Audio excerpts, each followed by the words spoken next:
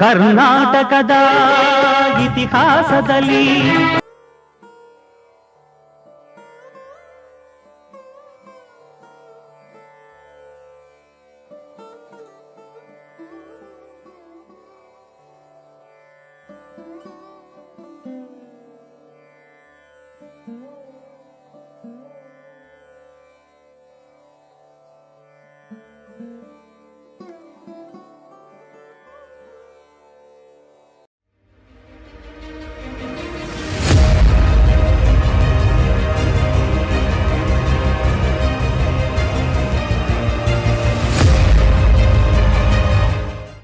ನಮಸ್ಕಾರ, ನಮಸ್ತೆ, ಸಲಾಮ್ ಅಲೈಕುಂ, ಸತ್ ಶ್ರೀ ಅಕಾಲ್, ಜೀಸಸ್ ತಾಯಿ.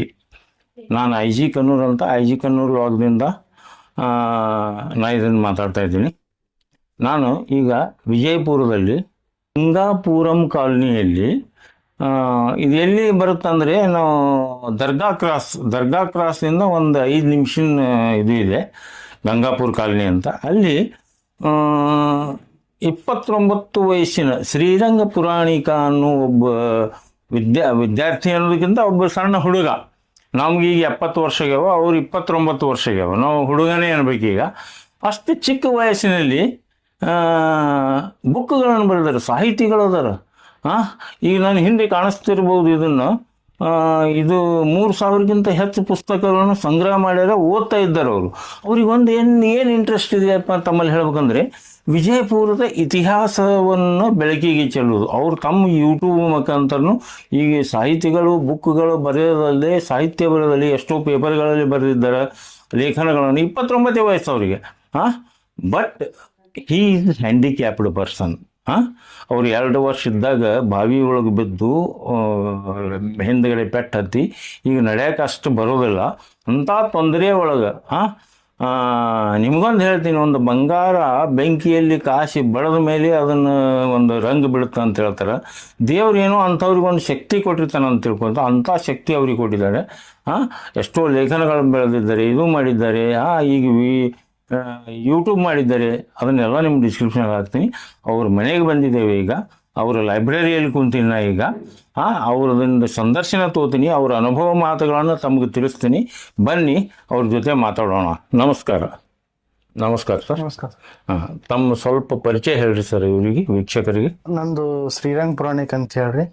ನಂದು MA ಆಗಿದೆ, MA ಪೊಲಿಟಿಕಲ್ ಸೈನ್ಸ್ ನ ಕಲ್ತೀನಿ.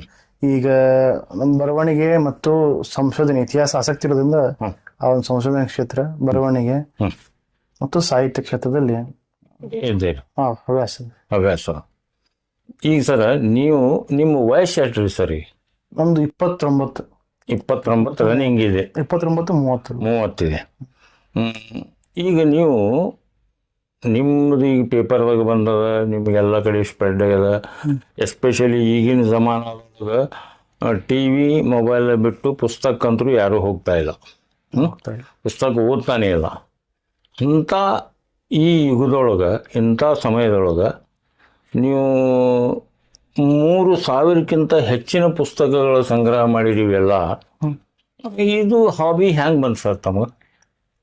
ಫಸ್ಟಿಗೆ ನಾನು ಕೂಡ ಪುಸ್ತಕ ಓದ್ತಾ ಇದ್ದಿಲ್ಲ. ಫಸ್ಟಿಗೆ ನನಗೆ ಯಾವ ಪುಸ್ತಕ ಓದ್ತಾ ಇಲ್ಲ ಅಂದ್ರೂ ಕೂಡ ನನಗೆ ಇದು ಜೀವನ ಚರಿತ್ರೆ, ಕ್ಷೇತ್ರ ಪರಿಚಯ, ಇದ್ರ ಬಗ್ಗೆ ಸ್ವಲ್ಪ ಆಸಕ್ತಿ ಬಹಳ ಬಾಲ್ಯದಿಂದಲೂ. ಸರಿ. ನಮ್ಮ ಅಜ್ಜರಿದ್ರು, ಅವರು ಇದ್ರ ಬಗ್ಗೆ ಹೇಳ್ತಾ ಇದ್ರು. ಅವ್ರ ಪುಸ್ತಕ ಓದ್ತಾ ಇದ್ರು, ಪುಸ್ತಕ ಪೇಪರ್. ನಾವು ಈ ವಿಷಯ ಕುರಿತು ಏನಾದ್ರು ಲೇಖನ ಬಂದ್ರೆ ಓದವ, ಅವ್ರು ತೆಗೆದಿಟ್ಕೊಳವ ಎಲ್ಲ ಮಾಡವ್ರಿ. ಯಾವಾಗ ನಾನು ಸಾಹಿತ್ಯ ಲೋಕಕ್ಕೆ ಬಂದೆ ಅಂದ್ರೆ 2016 ನಾನು ಬರವಣಿಗೆ ಕಾಲಿಟ್ಟೆ. ನನಗೊಂದು ಅವೇರ್ನೆಸ್ ಕ್ರಿಯೇಟ್ ಆಯ್ತು ರೀ. ಏನಂದ್ರೆ ಇಲ್ಲಪ್ಪ, ನಮ್ ಜನ ಇಷ್ಟು ಓದ್ತಾರಪ್ಪ, ನಾವು ಒಂದ್ ಏನ್ರೆ ಒಂದು ಇಂಪ್ರೂವ್ಮೆಂಟ್ ಮಾಡ್ಕೋಬೇಕು ಅಂತ ಹೇಳಿ ಅವಾಗ ಓದ್ಲಿಕ್ಕೆ ಸ್ಟಾರ್ಟ್ ಮಾಡಿದ್ದೇನೆ. ಸರಿ ಸರ್. ಅವಾಗ ಓದ್ಲಿಕ್ಕೆ ಸ್ಟಾರ್ಟ್ ಮಾಡೋಣ, ಕಾದಂಬರಿಗಳನ್ನು ಓದ್ತು. ಫಸ್ಟ್ ಕಾದಂಬರಿ ಸ್ಟಾರ್ಟ್ ಮಾಡಿದೆ. SL ಭೈರಪ್ಪನವ್ರ ಕಾದಂಬರಿ ನಿರಾಕರಣ ಅಂತ ಹೇಳಿದ್ವಿ, ಅದರಿಂದ ಸ್ಟಾರ್ಟ್ ಮಾಡಿದೆ ಓದ್ಲಿಕ್ಕೆ. ಅವ್ರು ಸಂಪೂರ್ಣ ಅವ್ರ ಕಾದಂಬರಿ ಎಲ್ಲ ಓದಿದೆ. ಅವ್ರು 25 ಬರ್ತಾರೆ, ಹೆಚ್ಚು ಕಮ್ಮಿ ಎಲ್ಲ ಕಾದಂಬರಿಯನ್ನು ಓದಿದ್ದೀನಿ. ಹಿಂಗಾಗಿ ಅವ್ರ ಕಾದಂಬರಿ ಓದಿದ ಮೇಲೆ ನನಗೆ ಆ ಮೂಮೆಂಟ್ ಅಲ್ಲಿ, ಇದೇ ಮೂಮೆಂಟ್ ನಲ್ಲಿ ನನಗೆ ಕರ್ಮವೀರ ವಾರಪತ್ರಿಕೆ ಇದೆಯಲ್ಲ, ಅದರಲ್ಲಿ ನಮ್ಮೂರ್ನ ಕಂಡಂಗೆ ಅಂತ ಒಂದು ವಿಭಾಗ ಇತ್ತು. ಸರಿ. ಆ ವಿಭಾಗಕ್ಕೆ ನಾನು ಬರಿತಾ ಇದ್ದೆ. ಅದಕ್ಕೆ ಏನಾಯ್ತು, ನಮ್ಮ ಬಿಜಾಪುರ ಸ್ಮಾರಕಗಳು ಬಹಳ. ಹೀಗಾಗಿ ಪ್ರತಿ ವಾರನೂ ಒಂದೊಂದು ಸ್ಮಾರಕದ ಬಗ್ಗೆ ಪರಿಚಯ ಮಾಡ್ಕೊಳ್ಳೋ, ಆ ಸ್ಥಳೀಯರು ಅಥವಾ ನಮ್ಮ ಪಪ್ಪಾರಿಂದ ನಮ್ಮ ಯಾರ ಸಂಬಂಧಿಕರಿಂದ ಫ್ರೆಂಡ್ಸಿಂದ ಅದ್ರ ಬಗ್ಗೆ ತಿಳ್ಕೊಳ್ಳವ ಒಂದು 4 ಲೈನ್ ಬರೋಕೆ ಕಳ್ಸೋರು. ಹೀಗೆ ಪ್ರಕಟ ಹಾಕೋತ ಹೋಯ್ತು. ಆಮೇಲೆ ಅದನ್ನ ಪುಸ್ತಕ ಮಾಡ್ಬೇಕಾದ್ರೆ ನನಗೆ ಅನಿಸ್ತು, ಇಲ್ಲಪ್ಪ ಇಷ್ಟು ವಿಷಯ ಸಾಲಂಗಿಲ್ಲ, ಇನ್ನೂ ವಿಷಯ ಬೇಕು. ಅವಾಗ ನಾನು ಪುಸ್ತಕ ಹುಡ್ಕೋತ ಹೋದೆ. ಆಮೇಲೆ ಕೆಲವೊಂದು ಪುಸ್ತಕ ಔಟ್ ಆಫ್ ಪ್ರಿಂಟ್ ಆಗಿದ್ದು ನನಗೆ ಕಂಡು ಬಂತು, ಮತ್ತು ಮರು ಮುದ್ರಣ ಆಗ್ಲಾರ ಒಂದು 20-30 ವರ್ಷ ಆಗಿತ್ತು ಕಂಡು ಬಂತು. ಅವಾಗ ಆ ಪುಸ್ತಕ ನಮಗೆ ಸಿಗೋದು ಡೌಟ್ ಅಂತ ಹೇಳಿ ಯಾವ ಸಿಗ್ತದ ಪುಸ್ತಕ ಅದನ್ನ ನಾವು ಇಟ್ಕೊಂಡ್ಬಿಡೋಣ, ಓದಿ ನಂತರ ಅದನ್ನ ಓದ್ಲಿಕ್ಕೆ ಬರ್ತದ ನಮ್ಗೆ ಅಂತಕೊಂಡು ಸಂಗ್ರಹ ಸ್ಟಾರ್ಟ್ ಆಯ್ತು. ಸರ್, ನೀವು ಇದು ಸಾಹಿತ್ಯ ಕ್ಷೇತ್ರದೊಳಗೆ ನಿಮ್ಗೆ ರುಚಿ ಬಂದಿದ್ದು ಎಷ್ಟನೇ ವಯಸ್ಸಿನಿಂದ? ಸಾಹಿತ್ಯ ಕ್ಷೇತ್ರ ರುಚಿ ಅಂದ್ರೆ ನಾನು ಪದವಿ ಓದಬೇಕಾದ್ರೆ ನನಗದು ಆಸಕ್ತಿ ಬಂದಿದ್ದು ಹೆಂಗಂದ್ರೆ, ವಿಜಯವಾಣಿ ಒಳಗೆ ಬಿಜಾಪುರನ ಒಂದು ನಿಮ್ಮ ಪ್ರಶ್ನೆ ಓದುಗರ ಪ್ರಶ್ನೆ ಅದ್ರ ಹೆಸರು ನೆನಪಾರಿದ್ರಿ, ಅದು ಕೇಳ್ತಾ ಇದ್ರಿ. ಅದಕ್ಕೆ ನಾನೇ ಕೂತ್ರೆ ಬರೀಬಾರ್ದು ಅಂತ ನನ್ನ ಮನಸ್ಸಿನಾಗ ಒಂದಿದ್ರಿ. ನಂದೇ ಆದಂತ ಕೆಲವು ಚಿಂತನೆ ಹೇಳಿದ್ರಿ. ಅವ್ರಿಗೆ ಅಭಿವ್ಯಕ್ತ ಮಾಡ್ಬೇಕಂತ ತಿಳ್ಕೊಂಡು ನಾನು ವೇದಿಕೆ ಹುಡುಕಾಡ್ತಾ ಇದ್ದೆ. ಅವಾಗ ಈ ವಿಜಯವಾಣಿ ಒಂದು ಒಂದು ಒಂದು ವೇದಿಕೆ ನನಗೆ ಅವಕಾಶ ಮಾಡಿಕೊಡ್ತಾರೆ. ಆ ವೇದಿಕೆಯಲ್ಲಿ ನನಗೆ ಅದು ಅವಕಾಶ ಸಿಕ್ಕಿದ್ರಿಂದ ನಂದು ಅದರಲ್ಲಿ ಅಭಿವ್ಯಕ್ತ ಮಾಡ್ಕೋತ ಹೋದೆ ವಿಚಾರಗಳನ್ನ.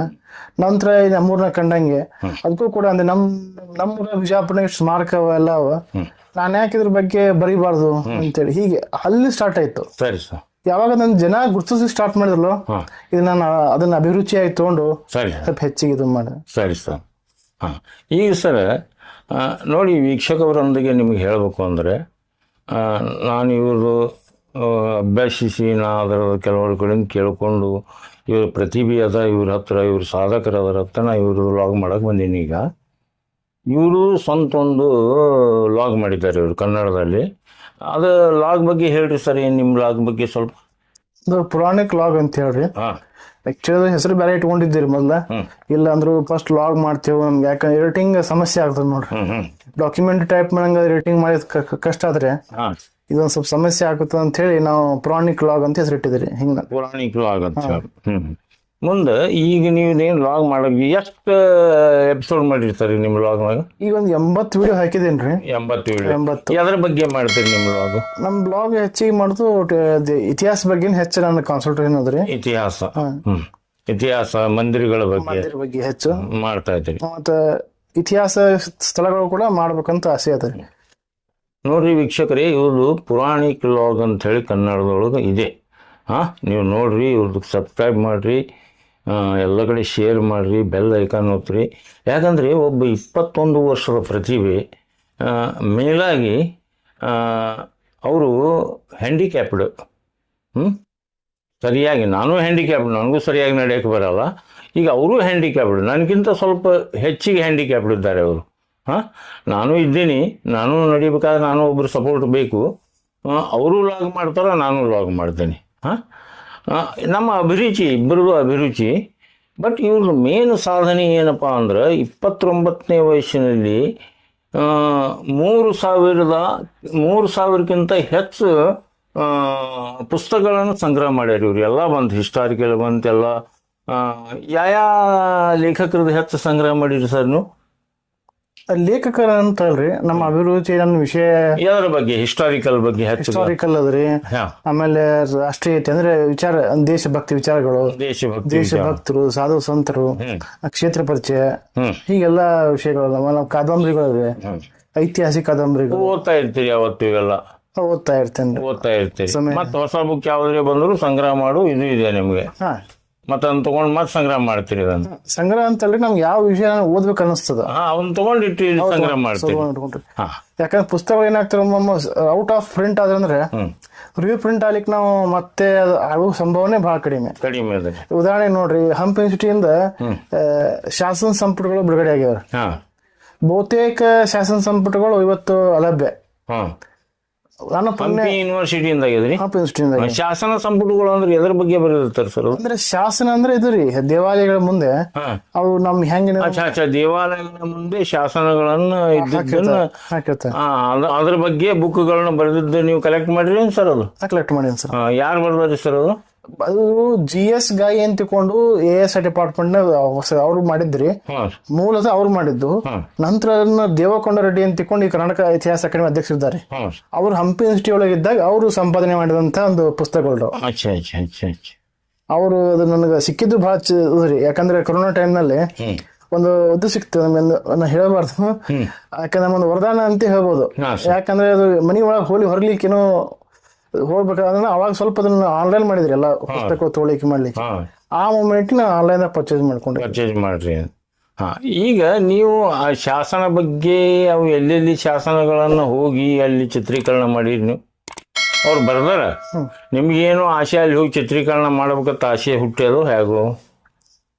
ಅದ್ರಿ ಅಂದ್ರೆ ಈ ಕರ್ನಾಟಕದಲ್ಲಿ ಕೆಲವೊಂದು ಶಾಸನಗಳನ್ನ ಪತ್ತೆ ಹಚ್ಚಾರ. ಈ ನಾನು ಯೂಟ್ಯೂಬ್ನಾಗ ನೋಡಿ, ಯಾವುದೋ ಒಂದು ಯೂಟ್ಯೂಬ್ನಾಗ ಒಂದು ಗುಡಿಯೊಳಗೆ ಅದು ಡಿಸ್ಪ್ಲೇ ಇಟ್ಟಾರ್ರಿ. ಅಲ್ಲಿ ಯಾವುದೋ ಊರದು ಸೌತ್ ಕರ್ನಾಟಕದೊಳಗೆ ಎಲ್ಲೂ ಇಟ್ಟಾರ ಅದನ್ನು.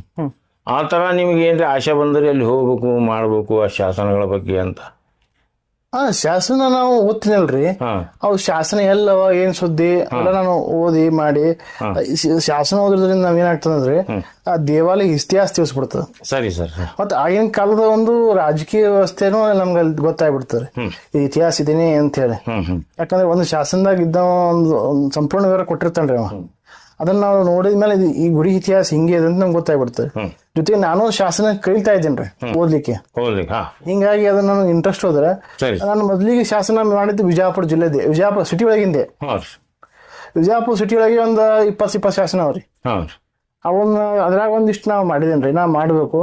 ಕೆಲವೊಂದಿಷ್ಟು ಮ್ಯೂಸಿಯಂದಾಗ ಇಟ್ಟಾರ ಅಂತ ಕೇಳೇನ್ರಿ, ಅಲ್ಲಿ ಹೋದಾಗ ಅಲ್ಲಿ ನೋಡಿ ಓದ್ಬೇಕು ಅದೊಂದು ಸ್ವಲ್ಪ. ಸರಿ ಸರ್. ಈಗ ನೀವು ಈಗ ಹ್ಯಾಂಡಿಕ್ಯಾಪ್ಡ್ ಕಂಪ್ಲೀಟ್, ನೀವು ಹ್ಯಾಂಡಿಕ್ಯಾಪ್ಡ್, ನೀವು ಹೆಂಗೆ ಹ್ಯಾಂಡಿಕ್ಯಾಪ್ಡ್ ಆದ್ರಿ ಅನ್ನೋದ್ರ ಬಗ್ಗೆ ಸ್ವಲ್ಪ ಹೇಳ್ರಿ. ಒಂದ್ 2 ವರ್ಷ ಇದ್ದಾಗ ನಡೀತಿ ನಂದು ಜಾಳ ತೈಲಿಕ್ಕೆ ಹೋದಾಗ್ರಿ. ಅದು ಇನ್ನೊಂದು ಆಕ್ಸಿಡೆಂಟ್ಲಿ ಅಲ್ಲಿ ಬಾವಿ ಒಳಗಿದ್ದು. ನೀವು 2 ವರ್ಷನವ್ರು ಇದ್ರಿ?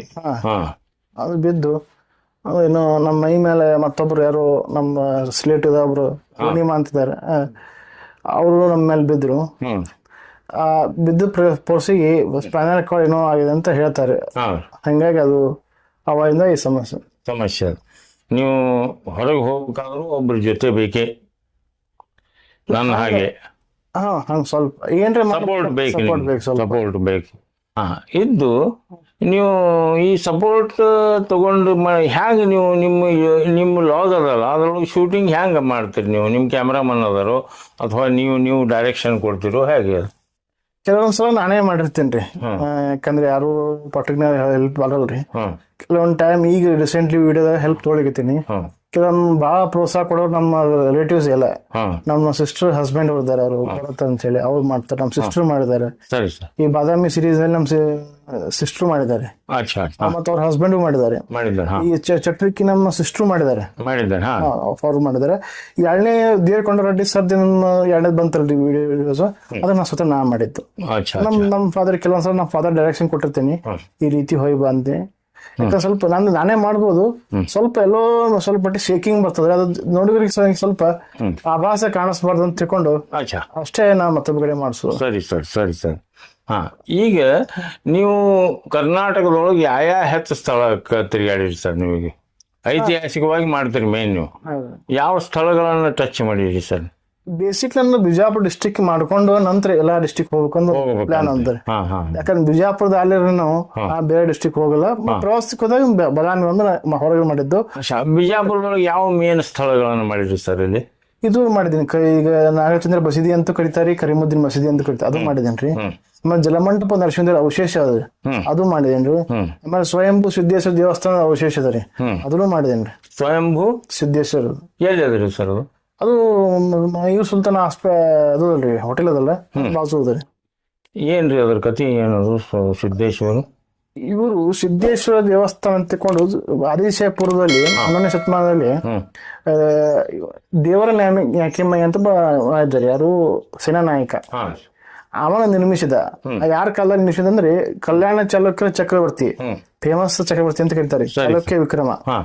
6ನೇ ವಿಕ್ರಮಾದಿತ್ಯನ ಮಗ ಒಬ್ಬ ಇದ್ದಾರೆ, ಅವರು ಮಲ್ಲಿಕಾರ್ಜುನ ಅಂತ ಹೇಳಿ.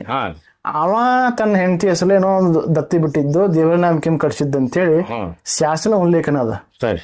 ಹೀಗಾಗಿ ಅವ ಇಲ್ಲಿ ಬಿಜಾಪುರ ರಾಜ ಇದ್ದಾಗ ಆಡಳಿತ ಅಂದ್ರೆ ತರದವಾಡಿ ನಾಡ್ದಾಗ ಇದೊಂದು ಭಾಗ ಆಗಿತ್ತು. ಸರಿ. ಇಲ್ಲಿದ್ದಾಗ ಅವ ದೇವಾಲಯ ಕಟ್ಸಿದ ಅಂತ ಹೇಳಿ ಅದನ್ನ ಹೇಳ್ತಾರೆ. ಹ್ಮ್ ಬಟ್ ಅದು ಒಂದು ಕಾಲದಾಗ ಇದು ಈ ಡೆಮಾಲಿಷ್ ಆಗಿದೆ. ಯಾಕಂದ್ರೆ ಅಲ್ಲಾವುದ್ದೀನ್ ಖಿಲ್ಜಿ ದಂಡನಾಯಕ ಬರ್ತಾನೆ ಮಲಿಕ್ ಕಾಫರ್ ಅಂತೇಳಿ, ಅವ್ರು ದಾಳಿ ಮಾಡ್ತಾರೆ ಅಷ್ಟ್ರ ಮೇಲೆ, ಯಾವ್ದ್ರ ಮೇಲೆ? ಮಂದಿರಗಳ ಮೇಲೆ. ಹಾ.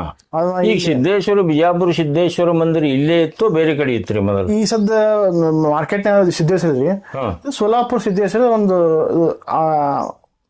ಅಲ್ಲಿದು ಒಂದು ದೇವಸ್ಥಾನದ ಒಂದು ಇದು ಮತ್ತೊಂದು ರೂಪ ರೀ ಇದು.